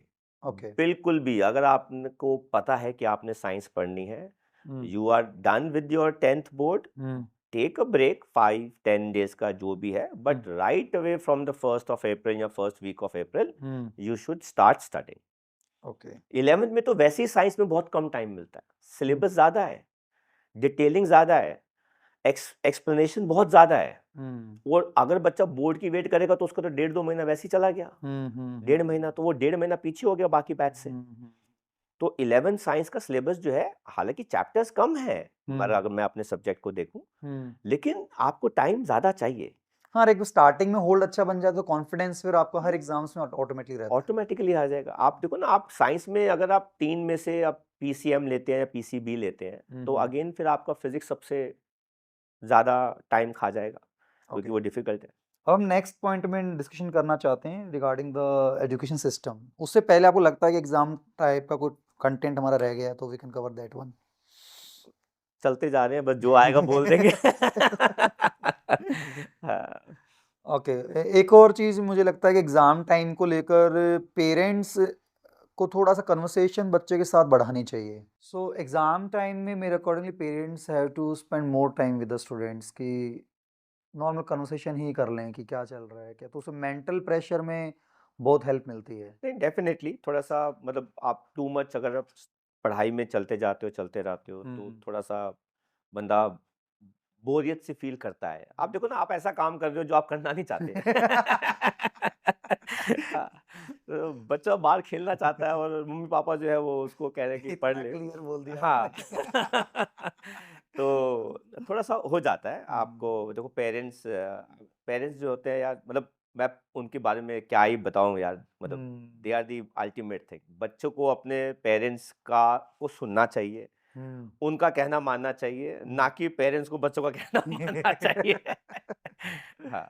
ओके, दूसरा एक और चीज़, अभी हमारे टाइम पे इतना नहीं था, आज इस स्टेज से ही बच्चों को थोड़ा सा mental health issues, depression, stress, anxiety का लेवल ज़्यादा मिल रहा है।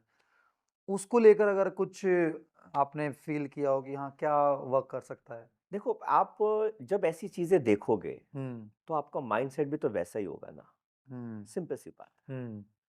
आप कंटेंट ऐसा बना रहे हैं, बच्चे वो कंटेंट देख रहे हैं, उनको ये दिखता है कि भैया फेलियर का मतलब होता है कि बस ये छोड़ दो, सब कुछ छोड़ दो। एक बात बताओ देव मुझे, साइंटिस्ट से ज्यादा फेल कौन होता है? सिंपल सी बात है। लेकिन जब वो एक बार अपनी लाइफ में पास होता है ना, सारे फेल तो उसके सारे फेलियर्स जो होते हैं ना वो खत्म हो जाते हैं।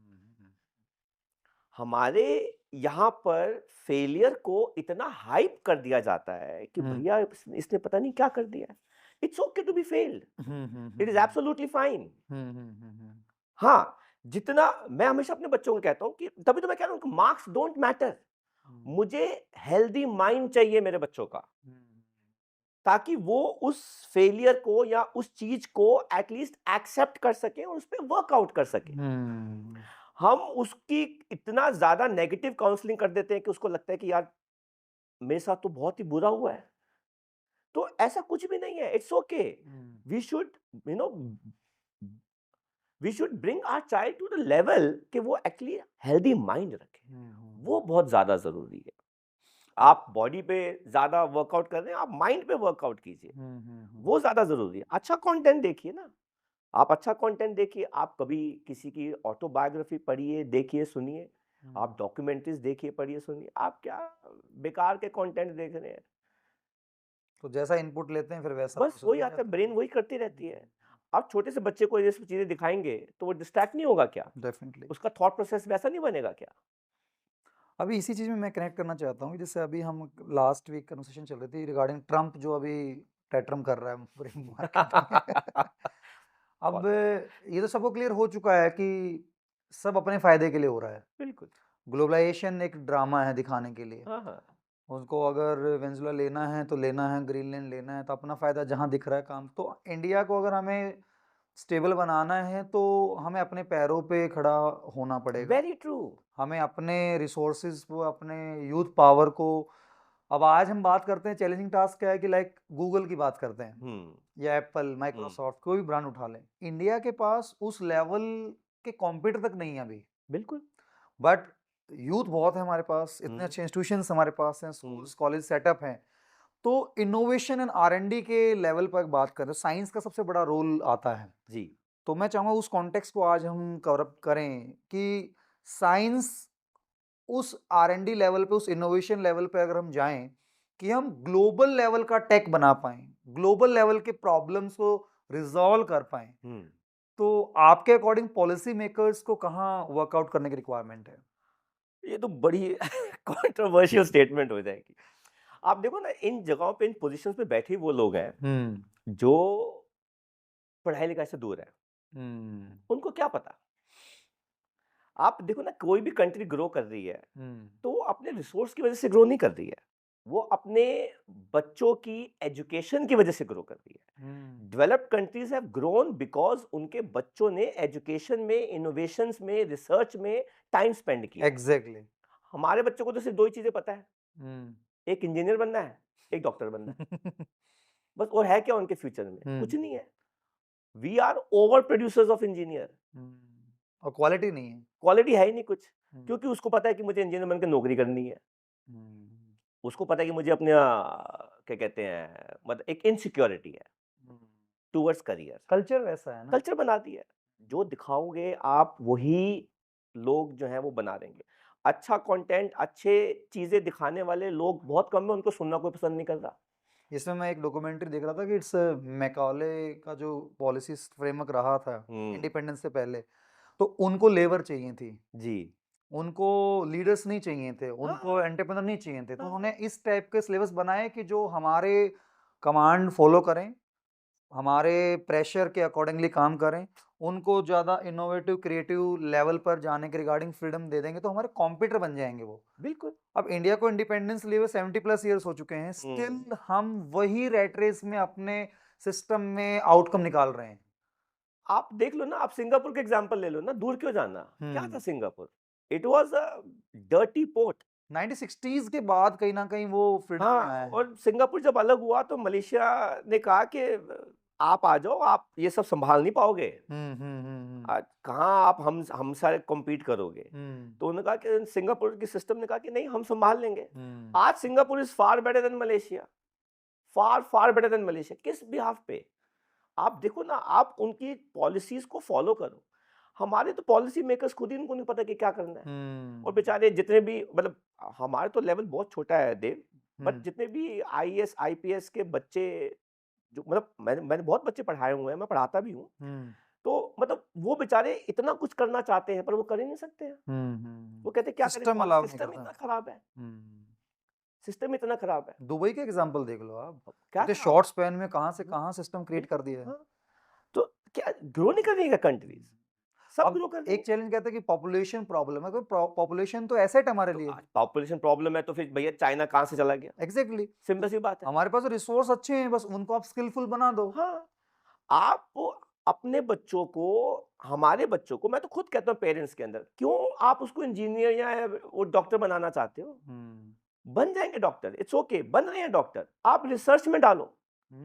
हमारे देश के अंदर आप देखो ना, एरोस्पेस, न्यूक्लियर साइंस, बायोटेक, ये ऐसी ऐसी फील्ड्स है। आप ये छोड़ो देव, अभी तक मैं मतलब आपके पॉडकास्ट के माध्यम से बताना चाहता हूँ कि हमारा इंडिया का कोस्टल एरिया जो है 50% पानी से घिरा हुआ है, but none of the people know about oceanography, कि ये भी कोई नाम की चीज होती है। We have such a rich soil. आप साउथ का सॉइल देख लो, आप नॉर्थ का सॉइल देख लो, टेक्सचर सबका अलग अलग है। और हम इतने अच्छे, हमारा फार्मिंग लैंड है, एरिया है, हम वहां पे रिसर्च नहीं करना चाहते, और वहां पे खाली पड़ी हैं सीटें, खाली पड़ी हैं सीटें, बट लोग जाना नहीं चाहते। लोग इंजीनियर बनना चाहते हैं, और लोग जो है वो डॉक्टर बनना चाहते हैं, और अपने इतने साल साल साल साल साल जो है वो अपने वेस्ट करी जा रहे हैं, करी जा रहे हैं। तो अगर जब तक रिसर्च में नहीं जाएंगे हम हमारी कंट्री जो है वो इतना ज्यादा ग्रो नहीं कर पाएगी। डेफिनेटली। और हमारे एजुकेशन सिस्टम को बदलना पड़ेगा, चाहे जो मर्जी हो जाए। एक और चीज मैंने जो रिकग्नाइज की ना, कि हम मतलब अपने जनरेशन में ऐसा सिस्टम या कल्चर नहीं दे पा रहे हैं कि जिससे बच्चा अपने को पहले रिकॉग्नाइज कर पाए कि मैं किस चीज में बेस्ट हूँ, और फिर वो अपने पैशन को फॉलो करने का रोड मैप, फ्रीडम होनी चाहिए उसके फ्रीडम होनी पास। चाहिए। जब तक उसको रिकॉग्नाइज होता है तब तक उसकी मास्टर हो चुकी होती है, हम्म। या फिर वो जॉब में पता लगता है यार आई am not good into this, मैंने जितने लास्ट 6-7 ईयर्स लगाए हैं वो तो रेट रेस में लगा दिए। हाँ, और ये 80 to 90% डाटा कहता है कि वहां पे जाके जस्ट, हाँ, फिर उनके पास प्रेशर है कि फैमिली को सपोर्ट करना सपोर्ट है एंड करना ऑल है, दैट, तो हाँ, वो उसी में ही जा चुके फिर वो हैं। चल जाते हैं। हाँ, वो चेंज नहीं ये करना। लॉस केवल उसका इंडिविजुअल लॉस नहीं है, वो हमारी इकोनॉमी का लॉस है। Very true. अगर आज विराट कोहली मिला है, अमिताभ बच्चन मिला है, अपनी फील्ड के हमें प्लेयर मिले हैं, तो उन्होंने अपने कहीं ना कहीं राइट टाइम पर राइट सपोर्ट सिस्टम मिल गया, बिकॉज ऑफ दैट वो आगे निकल आगे निकल गए हैं। तो आई थिंक अगर आज मेरा जो इस पॉडकास्ट के थ्रू डिस्कशंस का टारगेट यही है कि कुछ परसेंट भी, 1-2 डिग्री भी अगर इसमें इनपुट डाल पाए कि पैशन को फॉलो करने को लेकर कुछ इकोसिस्टम बन पाए। बन पाए, बिल्कुल अब बिल्कुल। आप जिन स्टूडेंट को कैटर करते हैं तो एक परफेक्ट स्टेज है, वहां से स्ट्रीम लेनी है, बच्चों को रोड मैप बनाना है, तो दे आर वेरी ब्लेस्ड कि आप उनको उसके रिगार्डिंग एक इनपुट दे सकते हैं, एंड हम मिलके उस सपोर्ट सिस्टम में ऐड ऑन कर सकते हैं।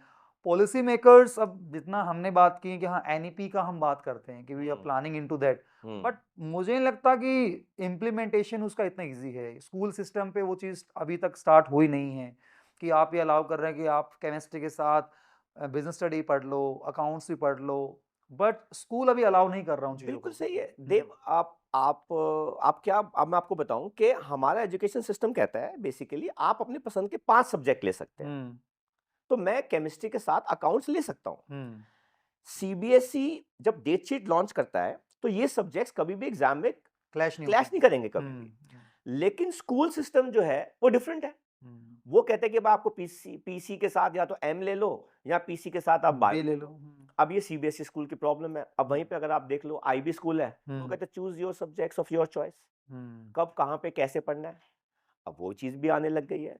तो टेक्निकली ऐसा है नहीं, पर स्कूल की मोनोपोलीज बनती जा रही हैं। फिर जो आगे की जो गवर्निंग बॉडीज हैं, जेई नीट है, वो कहते हैं कि हम जब एग्जाम कंडक्ट करेंगे तो हम ये वाले सब्जेक्ट्स का एग्जाम ले लेंगे। तो इस वजह से भाई जो हायर प्रोडक्ट है उस हिसाब से जो लोअर चीजें जो है वो चलती जा रही हैं। तो आपके अकॉर्डिंगली इसमें पेरेंट्स अगर थोड़ा सा कुछ सपोर्ट पर्सनल लेवल पे करना चाहिए, क्योंकि सीबीएसई है, उनको चेंज करना तो अपने लेवल पे एक वो तो हाँ, अलग ही लाइन हो पॉसिबल गई ही है। नहीं है। तो पर्सनल लेवल पे वो कैसे रिकॉग्नाइज करें कि मेरा बच्चा किस चीज के लिए बना है, या उनको क्या एड ऑन्स हम अपने लेवल पे दे सकते हैं? तो कोई स्किल सेट जो आप रिकमेंड करें कि सिलेबस के साथ साथ ये चीजें कंपल्सरी बच्चे को आनी चाहिए।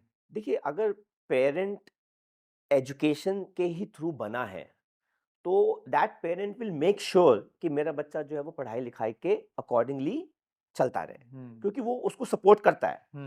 लेकिन जो पेरेंट जो है वो बिजनेस के माइंडसेट से बने हैं, तो वो अपने बच्चे को बिजनेस के माइंडसेट से ग्रोथ करते हैं। आप इंडिया में देख लीजिए, आप इंडिया में चले जाइए, गुजरात, माइंडसेट ही अलग है बच्चे का।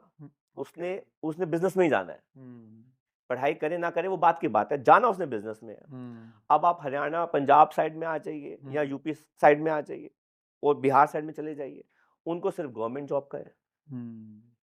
आप दिल्ली में आप किसी से पूछ लीजिए गवर्नमेंट जॉब के बारे में, हार्डली है, कोई भी नहीं है। तो ये सब माइंडसेट की बात है। हमारा दिल्ली का मेट्रोपॉलिटन का बच्चा, उसको मोबाइल चाहिए, फन चाहिए, वीक एक हफ्ते में कोई ना कोई गेट टुगेदर चाहिए, पार्टी चाहिए, वीकेंड बर्थडे मनाना पार्टी चाहिए, वीकेंड मनाना है। वीकेंड में पेरेंट भी कह देगा कि भैया कोई क्लास नहीं रखेंगे आप कोई क्लास नहीं रखेंगे क्योंकि संडे हमारा छुट्टी है, तो हम वो कर रहे हैं। तो मतलब ये चीज़ है। तो माइंडसेट के साथ जो है, आप पेरेंट अपना एक्सपीरियंस बच्चे में डालें, वो बहुत ज़रूरी है। और ऐसा कुछ भी नहीं होता, आप अपने बच्चे को कुछ भी बना सकते हैं। आप चाहें तो आप अपने बच्चे को डॉक्टर भी बना सकते हैं, आप चाहें आप अपने बच्चे को इंजीनियर भी बना सकते हैं, आप चाहें अपने बच्चे को आप कोई भी एक सक्सेसफुल इंसान किसी भी फील्ड में बना सकते हैं। बट उस पेरेंट के पास वो नॉलेज तो होनी चाहिए कम से कम। ये बहुत चीज़ें जो है वो मैटर करती है। इसलिए जिनके पास है वो एजुकेशन बेस पे ही अपने बच्चे को देंगे नॉलेज। जिनके पास बिजनेस एडमिनिस्ट्रेशन का नॉलेज है, वो बिजनेस के हिसाब से थॉट प्रोसेस रखेंगे, तो वो चीज़ आ जाती है। चलिए सर, लास्ट पॉइंट पे आते हैं हम, जी। जेन जीज क्या कहेंगे इस जनरेशन के रिगार्डिंग? बड़ी लकी जनरेशन है। हम्म सब कुछ है इनके पास, हम्म मटेरियल क्या, रिसोर्स क्या, सब कुछ है इनके पास। और बहुत उस चीज़ के चक्कर में थोड़ी सी ये लेजी भी है और बाहर निकलना नहीं चाहते। तो गैजेट्स और इन चीज़ों में इनका ज़्यादा इन्वॉल्वमेंट है। तो मैं चाहूँगा कि भाई बाहर निकलें। मैं चाहूँगा कि मैं हमेशा चाहता हूँ, मैं कहता हूँ कि अपने बच्चों को कि भाई एक स्पोर्ट अपने साथ ज़रूर रखिएगा, ज़रूर रखिएगा। अब वो स्विमिंग भी हो सकता है, रनिंग भी हो सकता है, कुछ ना कुछ एक स्पोर्ट ज़रूर रखिए, ताकि आपकी फिजिकल बॉडी जो है वो भी ग्रो कर पाए। एग्जैक्टली। आप टू मच पढ़ाई में इन्वॉल्व हो जाएंगे, तो आपके शरीर में जान ही नहीं रहेगी, है ही नहीं शरीर में जान। आप थक जाओगे जल्दी। आपको बोलें क्लास में, नहीं मैं नहीं आ रहा, नहीं वो ये है, मूडी ज्यादा मूडी है। हो जाते हैं। चक्कर ये है। एक मैंने ऑब्जर्व किया कि एक तो ओवर जजमेंटल है, जज हम्म बहुत करते हैं हम्म अपने आप को भी और सराउंडिंग को भी। इंफॉर्मेशन ज्यादा ना इनके पास। चक्कर ये है, इनके पास जरूरत से ज्यादा इंफॉर्मेशन है। पॉजिटिव ये है कि ये जनरेशन सेटल जल्दी होना चाहती है, अच्छा जो मैंने ऑब्जर्व किया है कि वेल सेटल फैमिली वाला बच्चा भी चाहता है कि मैं अपने पॉकेट मनी खुद कमाऊं। हाँ तो कॉलेज में जाने वाला बच्चा जो मेरे टच में रहा, मैंने देखा हाँ, कि दे आर ट्राइंग कि आउट ऑफ बॉक्स जाके कुछ ना कुछ अपना करके। Good good. तो ये बहुत पॉजिटिव है। हम्म, हमारी जनरेशन में थोड़ा सा कर लेंगे, रिलैक्स नहीं था। हाँ अब कहीं ना कहीं because of this compare issue, ये पॉजिटिव साइड इसका आ रहा है कि वो उस चीज को जल्दी सेटल होना चाहते हैं। हाँ, बस ये जजमेंटल वाला पॉइंट कई बार ओवर डिप्रेशन में लेके जाता है इनको। तो ये थोड़ा बैलेंस आउट करने की रिक्वायरमेंट है।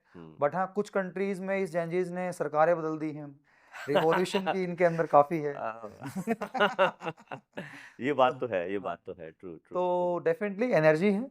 और अब बात है इसको हम एज ए सिस्टम उसको इनकैश कितना करेगा। कैसे, हाँ ये चक्कर है, मेन तो ये हाँ, चक्कर है। देखो अब पोटेंशियल है, कैपेबिलिटी पोटेंशियल पूरी बहुत है है। इनके पास, हाँ। क्योंकि देखो ना, जिस जिस जिसके पास इंफॉर्मेशन होगी ना, आप उसमें से सही और गलत जो है आपको ये डिसाइड करना पड़ेगा। देखो, इंफॉर्मेशन का मतलब ये नहीं होता कि हर चीज सही है, हर चीज गलत है। इंफॉर्मेशन का मतलब ये होता है कि आप उसमें से सही गलत की पहचान कर सको। Media is a resource of information, but all the information available is not necessary that is correct, and it is also not necessary कि वो गलत भी है। तो आपको उसमें से सही इंफॉर्मेशन जो है वो ढूंढनी है, ये बहुत मैटर करता है। ये जेंजी अगर ये सही इंफॉर्मेशन अगर उसमें से निकाल लेगा, इनको कोई रोक नहीं सकता, क्योंकि इनके पास बहुत सारा रिसोर्स है। हमारे पास कहाँ था? हमारे पास सिवाय एक टीचर के और कोई भी नहीं था, और पेरेंट थे बस। पेरेंट की बात माननी है और टीचर की बात माननी है। इनके पास पेरेंट टीचर तो ये तो बाद में आते बैकअप में हैं। रखते हैं, ये तो बैकअप में रखते हैं कि अगर नहीं कुछ बनेगा तो फिर मम्मी पापा के पास जाएंगे या वो तो टीचर के है पास ही। हाँ वो तो है ही ना। हाँ, वो बट बाकी ये जो है देखो ना, आप जैसा आपने बोला कि यूट्यूब यूट्यूब यूट्यूब उसमें जा रहे हैं वो। तो इनके पास हर चीज के पास, मतलब इनको अगर सही डायरेक्शन मिल जाए, लाइक यू नो, वही इन कैश इसको करके सिस्टम है, हाँ तो ये कुछ भी क्रिएट कर कुछ सकते भी हैं। क्रिएट कर सकते हैं। और वो ये बिलीफ सिस्टम हो गया कि, और आई थिंक मैं तो बार बार ये कहता हूँ कि अब इससे बेटर अलार्मिंग कंडीशन नहीं हो सकती है कि हमें पता लग गया है कि we can't depend on the western system. हाँ, हाँ, तभी तो जैसे अभी बात कर रहे थे, तो मैं ये तो कह रहा था कि 2 चीज़ें हमारे एनईपी में आनी चाहिए एजुकेशन सिस्टम के अंदर, जो 2 चीज़ें ऐड होनी चाहिए। अब हम फाइट कर रहे हैं लैंग्वेज के ऊपर, हम फाइट कर रहे हैं कास्टिज़्म के ऊपर। अरे ये क्या है? आप ऐसे कैसे बात कर सकते हो? है ना? आप लॉन्च करो ना एक फाइनेंशियल मैनेजमेंट का सब्जेक्ट बच्चों के लिए, 10 से स्टार्ट कर दो या 11 से स्टार्ट कर दो, कंपल्सरी फॉर ऑल स्ट्रीम्स। आप डालो ना सर्वाइवल स्किल्स, कंपल्सरी। आप फर्स्ट एड है या कुछ भी है, आप उसमें डालो, ऐड ऑन करो। हमारे बच्चों को कुछ ही नहीं पता कि क्या होता क्या है ये। फाइनेंस तो हम दूर रखते हैं। तो ये चीज़ें जो है वो 11th के बाद कंपल्सरी होनी चाहिए, 2 सब्जेक्ट। लैंग्वेज अब वो हिंदी में देना है, हिंदी में दे दो, इंग्लिश में देना है, इंग्लिश में दे दो, उससे कोई फ़र्क नहीं पड़ता। Language is not a problem. Last में एक चीज और कवर अप करूंगा जो हमने वैसे डिस्कशन में लिया था अभी, द बोर्ड सीबीएसई और आईबी का जो पैटर्न हम बात कर जी। रहे थे, तो उन दोनों के आउटकम्स वाइज क्या अप्रोच में डिफरेंस आपने फील किया है? मैंने बहुत सारे बच्चे पढ़ाए हैं आईबी बोर्ड के, मैं अभी भी पढ़ा रहा हूँ। इनफैक्ट एक का तो आज एग्ज़ाम भी है टोरंटो के अंदर। ओके। तो मतलब उनका जो सिस्टम है पढ़ने का, वो बच्चों को ना थोड़ा-सा ज़्यादा स्मार्ट बनाते हैं। उनका आईक्यू लेवल ज़्यादा बेटर है। Okay. CBSE is more into रट्टाफिकेशन। वो टीचर भी रट्टा करवा रहे हैं। अब आप देखो ना, बड़ी छोटी-सी बात है। अब मैं ये कहता हूँ कि जब हमने एक डिवाइस इन्वेंट कर दिया है, हमने बना दिया है कैलकुलेटर, मान लेते हैं। हम्म। आप उसको अप्लाई करने दो ना 11th के बाद। प्रॉब्लम क्या है? आप इतने बड़े बच्चे को कह रहे हो कि आप साइंस पढ़ें, वो कॉन्सेप्ट पे ना ध्यान दे, पर वो कैलकुलेशन पे ध्यान दे। हम्म। वो कुछ उखाड़ थोड़ी ना पाएगा उस चीज़ का। आप उसको डरा क्यों रहे हो? जब मैंने बना दिया डिवाइस, वो डिवाइस को काम में लाओ ना, एजुकेशन सिस्टम के अंदर। वो ग्राउंड ये रखते हैं ना कि बिकॉज बच्चों की फिर कैलकुलेशन स्पीड या मेंटल स्पीड थोड़ी इफेक्ट में आ जाएगी। उसको मेंटल उसको उसको बोलो कि दिमाग को कॉन्सेप्ट पे लगाए ना। हम्म। मेरा बच्चा जो है वो दिमाग कॉन्सेप्ट पे लगा नहीं पा रहा, वो कैलकुलेशन से डर रहा है, तभी तो वो न्यूमेरिकल में डरता है। हम्म। आप देखो ना, आप क्यों बच्चा फिजिक्स के न्यूमेरिकल्स में प्रॉब्लम कर रहा है। मैंने आप 10th का बच्चा हो चाहे कोई बच्चा हो, वो हम्म। क्यों प्रॉब्लम कर रहा है? क्योंकि उसको कैलकुलेशन से डर लगता है। क्योंकि देखो मैथ का फोबिया होता है। आप कभी फिजिक्स का, केमिस्ट्री का, अकाउंट्स का, इको का फोबिया नहीं मिलेगा आपको। फोबिया मैथ का मिलेगा आपको। रीजन बीइंग क्योंकि उसकी प्रॉब्लम कैलकुलेशन है। तो मैं तो कहता हूँ कि 11th के बाद अगर एक कैलकुलेटर जो है वो फॉरेन कंट्री में है, you can not enter class if you don't have a scientific calculator.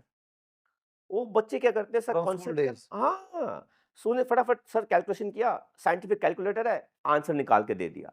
अच्छा मैंने क्वेश्चन करा दिया अपने बच्चे को, अब मैं वेट कर रहा हूँ 5 मिनट, 3 मिनट में क्वेश्चन कर दिया, 5 मिनट में वो कैलकुलेशन कर रहा है। अरे ये क्या दिक्कत है यार? मैं अपने बच्चे को कॉन्सेप्ट सिखाऊंगा ना, तभी तो वो ध्यान रखेगा। तो what is the benefit of this calculator then? सिर्फ पैसों प्लस माइनस कर सकते हैं, और कुछ नहीं कर सकते। तो उसको हर जगह में यूज करना चाहिए डिवाइस को। चलो सर, एट द एंड अब रैपिड फायर राउंड है हमारा। जी। और रैपिड फायर, कुछ गलत ना निकल जाए। साइंस फियर ज्यादा होता है या साइंस का मिथ है? साइंस फियर ज्यादा है। ओके। हाँ जी, क्योंकि मार्क्स जो है वो हम्म। प्रॉब्लम क्रिएट करते हैं कि मेरे मार्क्स नहीं आएंगे। फॉर्मूला या concept? Concept.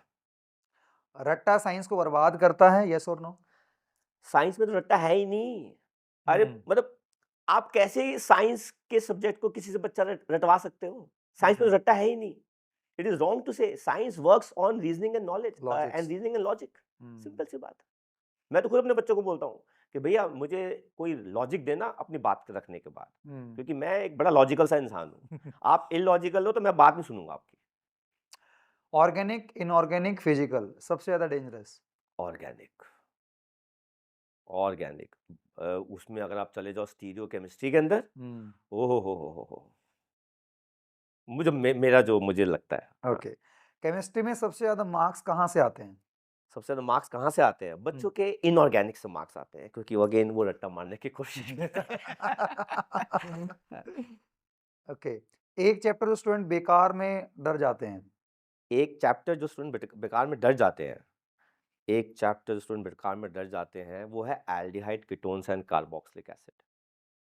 Okay, one habit जो साइंस स्कोर इंस्टेंटली इंप्रूव करे। डिसिप्लिन, दिस ये तो आपके अंदर इनबिल्ट होनी चाहिए। जेन जी के अंदर देखो, हम लोग तो क्रॉस कर गए हैं, ठीक है ना, और आज भी हम इस चीज को मानते हैं। तो बड़े बुजुर्ग कह रहे हैं discipline it matters a lot.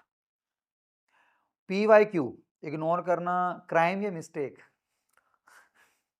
ये तो बहुत बड़ी मिस्टेक है।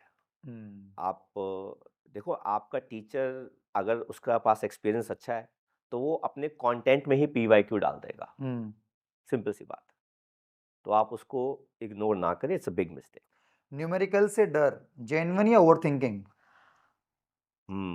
काश कैलकुलेटर आ जाए। एक भी बच्चा हमारा साइंस का ना न्यूमेरिकल से नहीं डरेगा, एक भी बच्चा। Same accounts. हाँ हाँ, बिल्कुल। लास्ट 2 मंथ्स में से और हो चुका है 1 लाइन का आंसर। लास्ट 2 मंथ्स में साइंस कैसे पढ़े? 1 लाइन।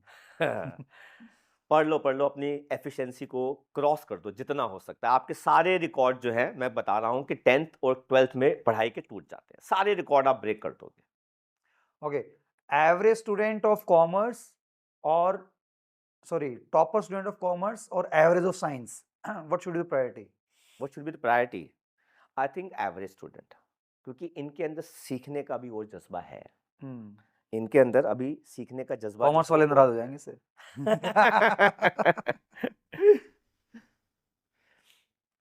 साइंस बोरिंग है या सिखाने का तरीका बोरिंग है? आइंस्टाइन की स्टेटमेंट है, if you have understood well you can teach a 5-year-old। आपको जब खुद ही नहीं पता तो आप पढ़ाओगे किसको क्या? ये आइंस्टाइन के शब्द थे। टीचर का फेवरेट स्टूडेंट कौन सा होता है? वो टीचर पे डिपेंड करता है। आपका जो कौन सा है?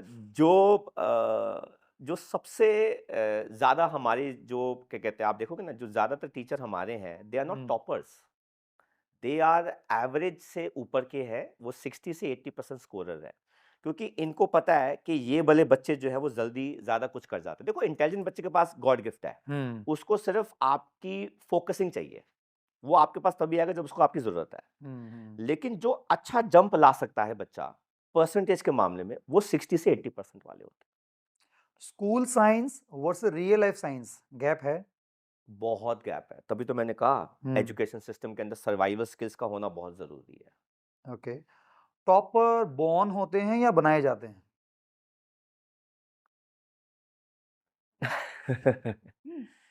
टॉपर बनाए जाते हैं। अगर आपको अच्छा टीचर मिल जाए, वो आपको कहाँ से कहाँ ले जाएगा आप इमेजिन भी नहीं कर सकते पढ़ाई के अंदर। बट आपको उसको टीचर नहीं, आपको उसको गुरु मानना पड़ेगा। Devote yourself. हाँ, आपको गुरु मानना पड़ेगा उसको। One word for class 10 science. Wish you all the best भगवान। एक वन वर्ड तो नहीं हुआ। हाँ, अभी ट्रेंड में चल रहा है धुरंधर। One word for 10th science. Science, very simple. And simple simple. And for class 12 chemistry. Okay okay. Last है, कोचिंग जरूरी है या सेल्फ स्टडी? कोचिंग बहुत ज़रूरी है, क्योंकि जो जैसे मैंने आपको बताया कि आपका जो एक्सपीरियंस टीचर है वो आपको बहुत आगे तक ले जा सकता है। तो I think we covered almost topics जो आई थिंक आज इस स्टेज पे स्टूडेंट को सुनने चाहिए थे। एंड आपने बहुत अपने एक्सपीरियंस के बेस पर डिटेल में कवरेज की। Thank you so much. Thank you so much for available time. Thank you Dev, thank you so much. और मुझे भी बहुत अच्छा लगा यहाँ पे आके। मतलब ऐसी ऐसी बातें आज मतलब आ गई हैं कि मुझे ऐसा लग रहा है कि यार पूरा का पूरा एक्सपीरियंस जो है वो बच्चों पे निछावर कर दो। देखो इसी के लिए हम अपने सब्जेक्ट में इतना सालों से आप टाइम दे रहे हैं एंड ऑल दैट।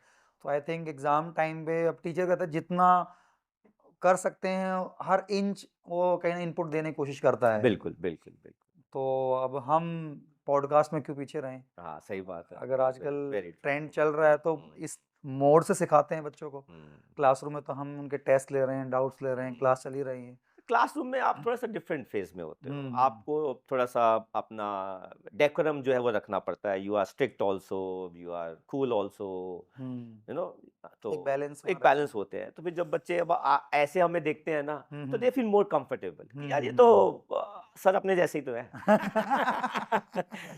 सर तो सारी बातें तो करते हैं, सर अपने जैसे ही तो है। फैक्ट है। तो उनको लगता है कि यार दे नो अस, हम्म। तो दे नो अस, ये है। चलिए सर, अब हम चाहेंगे कि जब बच्चों के कुछ कमेंट्स आएंगे दोबारा फिर से आपको परेशान करेंगे हम। अरे ज़रूर, ज़रूर, any time I would love to join again, and definitely हम और भी बहुत सारे एजुकेशन से रिलेटेड चीज़ों पे बात करेंगे, हम्म। और जब देव बुलाएंगे और हम आएंगे। Thank you so much, thank you so much to you also. आप यहाँ तक पहुँचे हैं एंड तक, तो इट मीन्स कंटेंट में आपको मज़ा डेफिनेटली आया है। अब ट्राई करें, आप जिस भी स्टेज पे हैं, जो भी कन्वर्सेशन आपके सामने आ रही है, ट्राई टू इम्प्लीमेंट। और एंड मैं अपना कंक्लूड मार्क आपके सामने शेयर करना चाहता हूँ कि बॉस, एग्जाम आपसे पहले भी सालों से होते आए हैं, आगे भी होते रहेंगे, it's just a part of life. आज आप इतना उसके ऊपर बात कर रहे बिकॉज अभी करंट में चल रहा है, लॉन्ग रन में इतना बड़ा इंपैक्ट नहीं आने वाला है। जो भी आपने इनपुट देने थे वो दे चुके हैं, just go with the flow, just go with the content जो भी आप करके चल रहे हैं। ओवर थिंकिंग से बचें बस, मेरा एक सिंपल आपके लिए एक सजेशन है। आपके ओवर थिंकिंग यूजलेस आपको परफॉर्म करने से रोकती है। तो that's all from my side, thank you very much, stay tune, take care.